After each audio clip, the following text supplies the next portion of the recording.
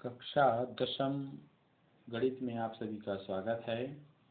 आज हम बैंकिंग एवं कराधान बैंकिंग एंड टैक्सेशन के अंतर्गत प्रश्नावली 8.2 से कुछ सवाल आयकर की गणना से संबंधित हल करेंगे। आइए यहाँ पर देखते हैं प्रश्नावली का पहला प्रश्न। वित्तीय वर्ष 2013-14 में एक शासकीय कर्मचारी की वार्षिक आय मकान किराया भत्ता छोड़कर 4,10,000 रुपये है। वह प्रति माह 4,000 रुपये अपने सामान्य भविष्य निधि खाते तथा 24,000 रुपये वार्षिक जीवन बीमा प्रीमियम में जमा करता है। वह 25,000 रुपये का राष्ट्रीय बचत पत्र खरीदता है। प्रधानमंत्री राहत कोष जो कि 100% कर मुक्त है में 20,000 रुपये तथा एक वृद्धाश्रम में 12,000 रुपये जिसका 50% कर मुक्त है दान करता है। उसके द्वारा वर्ष के अंत में देय आयकर की गणना कीजिए। सभी बचत 1 लाख रुपये तक कर मुक्त है। आयकर दरें निम्नानुसार है। यहाँ देखिए क्रमांक 1 में 2 लाख रुपये तक आयकर की दर 0 रुपये है। दूसरा इसमें क्रमांक में है 2 लाख 1 रुपये से 5 लाख रुपये तक की आय पर आयकर की दर 10% लगेगा। इसमें क्रमांक 3 में है 5 लाख 1 रुपये से 10 लाख रुपये तक पर आयकर की दर 20% है। यहाँ पर शिक्षा उपकर ध्यान दीजिए, शिक्षा उपकर देय आयकर का 2% है और माध्यमिक और उच्च शिक्षा उपकर देय आयकर का 1% है। तो इस प्रकार से प्रश्नों के आधार पे हमें उस शासकीय कर्मचारी के वार्षिक आय के आधार पे हमको आयकर की इनकम टैक्स की गणना करनी है। ठीक है, तो आयकर की गणना हेतु हमें कुछ नियमों का पालन करना होगा। मैं आपको बहुत ही सुंदर बिंदुवार आयकर की गणना कैसे करना चाहिए ये मैं बताऊंगा। आप अच्छे से इन बिंदुओं को समझिए, ध्यान दीजिए, आपके लिए आयकर की गणना बहुत ही आसान हो जाएगा। देखिए, प्रश्न को सावधानीपूर्वक पढ़ने के बाद आयकर की गणना जब हम प्रारंभ करते हैं तो इन बिंदुओं के अनुसार क्रम से हमें आगे बढ़ना चाहिए। जैसे यहाँ पर देखिए आयकर की गणना हेतु कुछ स्टेप्स हैं। नंबर 1, सर्वप्रथम प्रश्न को पढ़कर व्यक्ति की आय को वार्षिक में हमें बना लेना चाहिए। यदि वार्षिक आय है तो उसे हमको लिखना है। यदि व्यक्ति की आय मान लीजिए मासिक है तो उसको हमको 12 से गुणा करके वार्षिक में बदल लेना होता है। नंबर 1। नंबर 2 में है यदि व्यक्ति दान देता है तो कुल दान की राशि ज्ञात करते हैं। ध्यान दीजिए, व्यक्ति जो है कभी कभी प्रधानमंत्री राहत कोष में, सूखा राहत कोष में, बाढ़ पीड़ित में या फिर वृद्धाश्रम इत्यादि में दान करता है। तो व्यक्ति कुल कितना दान देता है उस दान की राशि को हम टोटल कर लेते हैं। और तीसरा बिंदु में क्या करते हैं, पहले क्रमांक में व्यक्ति की जो वार्षिक आय प्राप्त हुई रहती है तो उसमें से दान की कुल राशि को घटा करके शेष आय ज्ञात करते हैं। क्या ज्ञात करते हैं? शेष आय। चौथा पॉइंट में क्या करना है, कर में छूट हेतु जमा की गई राशि। सरकार समय समय पे बचत को बढ़ावा देने के लिए कर में छूट की घोषणा करती है। जैसे कि LIC में निवेश, भविष्य निधि में निवेश, राष्ट्रीय बचत पत्र इत्यादि में निवेश, इन सभी बचत में अगर कुल मिलाकर के 1 लाख रुपए तक व्यक्ति बचत करता है सालाना तो उसको कर मुक्त माना गया है। अर्थात इतने तक की बचत पर व्यक्ति को टैक्स फ्री रहेगा उस आमदनी पर 1 लाख रुपए तक पर। तो हमको बचत की गणना कर लेनी है।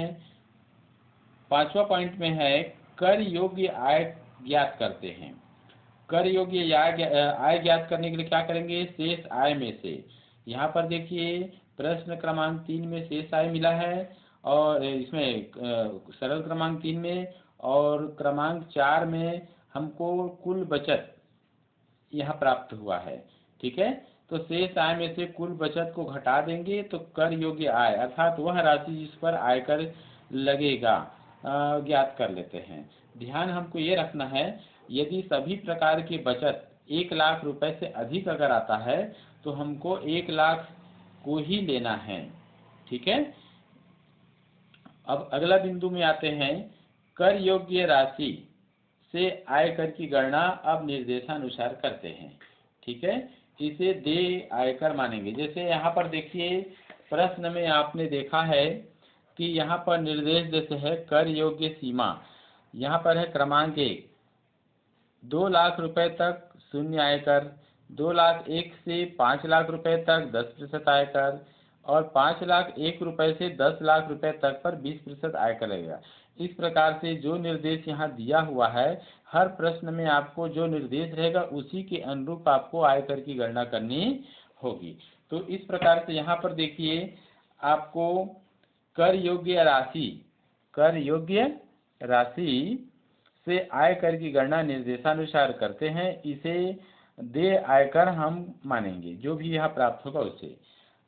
अगला इसमें बिंदु में आता है कुल शिक्षा उपकर ज्ञात करते हैं। ध्यान दीजिए, यहाँ पर शिक्षा उपकर देय आयकर जो क्रमांक 6 में आपको प्राप्त हुआ है देय आयकर, इसका 3% शिक्षा उपकर लिया जाता है गवर्नमेंट के द्वारा।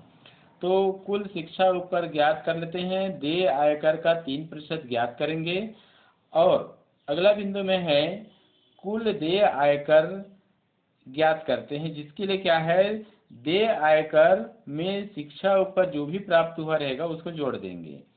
तो इस प्रकार से हमें क्या होगा, यदि व्यक्ति ने इस प्रकार से अगर और आगे स्टेप अगर देखें तो 11 माह तक कभी कभी क्या होता है, व्यक्ति या कर्मचारी अग्रिम आयकर जमा करते हैं, वो तो उसे ज्ञात करते हैं कुल 11 महीने में वो कितना जमा किए हैं, और कुल देय आयकर में से वो 11 माह में जमा अग्रिम राशि को घटा देते हैं। घटाने पर शुद्ध देय आयकर प्राप्त होगा। शुद्ध देय आयकर ही अंतिम माह अर्थात 12वें माह की आयकर की राशि होगी, जिसे करदाता अर्थात वह व्यक्ति आयकर विभाग अथवा गवर्नमेंट के पास जमा करेगी। ठीक है ना, तो इस प्रकार हम आयकर की गणना करते जाते हैं। आइए अब हमको क्रम से आयकर की गणना करनी चाहिए। तो प्रश्न के अनुसार सबसे पहले हमको क्या है, व्यक्ति की वार्षिक आय को लेना है। आइए देखते हैं, यहाँ पर लिखते हैं पहला बिंदु, हमको बिंदु के हिसाब से सवाल हल करना चाहिए, सरल लगेगा। तो यहाँ पर है एक शासकीय कर्मचारी की वार्षिक आय। यहाँ पर देखिए प्रश्न में वार्षिक आय दिया हुआ है, वार्षिक आय कितना दिया है, 4,10,000 रुपये। तो यहाँ लिख देंगे 4,10,000 रुपये। दूसरा बिंदु में देखते हैं क्या वह कुछ दान दे रहा है। तो प्रश्न को ध्यान से आप लोग देखिए, प्रधानमंत्री राहत कोष में और वृद्धाश्रम में वो दान दे रहा है। तो यहाँ पर लिख लेंगे दान की राशि की गणना ऐसे। तो दान की राशि की गणना करने के लिए क्या करेंगे, नंबर अ, प्रधानमंत्री राहत कोष में दान। ध्यान दीजिए, जो भी दान प्रधानमंत्री राहत कोष में दिया जा रहा है वो 100% कर मुक्त है। तो यहाँ पर है कितना दान दे रहा है, 20,000 रुपये, जो 100% कर मुक्त है। अर्थात दान की राशि क्या मानेंगे, दान बराबर मानेंगे 20,000 रुपये। ठीक है। दूसरा बिंदु यहाँ देखते हैं, वह व्यक्ति वृद्धाश्रम में दान दे रहा है 12,000 रुपये। तो यहाँ पर है वृद्धाश्रम में दान 12,000 रुपये का क्या कहता है प्रश्न, 50% कर मुक्त है। तो 12,000 रुपये का 50% निकालेंगे, का 50% कर मुक्त है, कर मुक्त है। अर्थात क्या करना होगा हमें, 12,000 का 50% निकालेंगे तो आ जाएगा 6,000 रुपये। तो दान कितना मानेंगे हम, दान बराबर जो कर मुक्त है 6,000 रुपये ऐसे। तो इसलिए कुल दान की राशि, कुल दान की राशि तो 20,000 में 6,000 को जोड़ देंगे तो ये आ जाएगा 26,000 रुपये। ठीक है, तो ये 26,000 हो गया। अब हमको अगला बिंदु में देखना है क्रमांक 3। क्रमांक 3 में आता है कि शेष आय ज्ञात करेंगे। तो शेष आय ज्ञात करने के लिए क्या करेंगे, ध्यान दीजिए। शेष आय, कुल जो आमदनी है सालाना कितना है, 4,10,000 है। तो 4,10,000 में कुल दान की राशि 26,000 को घटा देंगे। ये लीजिए 26,000 को घटाइए तो कितना आ रहा है। तो इसको आप इसमें देखिए घटाएंगे तो आ जाएगा आपका राशि कितना आ जाएगा, यहाँ पर घटा लीजिए इसको राशि। तो इसको घटाने पर हमें मिल जाएगा 3,84,000 रुपये। ठीक है। अगला बिंदु में आइए देखते हैं। तो इसमें अब आ जाएगा शेष आय निकल गया। अब हमको बचत की गणना करनी है, बचत या जमा की गणना, जो टैक्स में छूट के लिए किया जाता है, बचत की गणना ऐसे। तो बचत की गणना में क्या क्या चीज में बचत कर रहा है वह व्यक्ति, देखिए। नंबर 1, वह व्यक्ति क्या करता है, प्रति माह 4,000 रुपये अपने सामान्य भविष्य निधि खाते में जमा करता है। तो प्रति माह को हमको वार्षिक में बदलना है। तो यहाँ लिख देना है कि सामान्य भविष्य निधि में वार्षिक जमा, वार्षिक जमा। तो यहाँ पर चूंकि 12 है, यहाँ पर देखिए 4,000 रुपये मासिक जमा हो रहा है। तो 4,000 का हम 12 से गुणा कर देंगे तो 12 चौक 48,000 रुपये इसका वार्षिक जमा आ जाएगा। दूसरा बिंदु इसमें आ गया कि 24,000 रुपये वह क्या करता है, वार्षिक जीवन बीमा प्रीमियम जमा करता है। वार्षिक जीवन बीमा प्रीमियम, जीवन बीमा प्रीमियम में जमा करता है, में जमा। तो ये आ गया कितना, 24,000 रुपये ऐसे। ठीक। साथ में 25,000 रुपये का राष्ट्रीय बचत पत्र खरीदता है। तो नंबर 7, राष्ट्रीय बचत पत्र, बचत पत्र खरीदता है मतलब निवेश करता है, कहेंगे पत्र में निवेश की राशि, ये भी जमा माना जाता है। तो ये हो जाएगा 25,000 रुपये।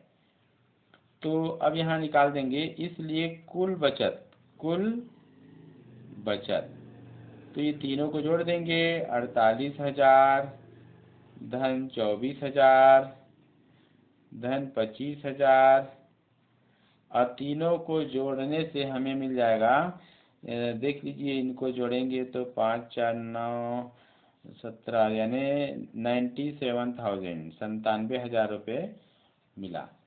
अब ये कुल मिला के बचत 97,000 है, जो कि 1 लाख से कम है। तो इस राशि पर उस व्यक्ति को कोई टैक्स देना नहीं होगा। ठीक है। तो इसलिए अगला बिंदु आ जाएगा आय कर योग्य राशि। आय कर या कर योग्य राशि, अर्थात जिस राशि पर आयकर की गणना करनी को वह राशि निकालेंगे। तो आयकर योग्य राशि ज्ञात करने के लिए क्या करेंगे, यहाँ पर देखिए शेष आय कितना है, 3,84,000 है। इस शेष आय में बचत 97,000 को घटा देंगे। तो 3,84,000 में से 97,000 को घटा दीजिए ऐसे। तो घटा देते हैं तो जाएगा 2,87,000 रुपये।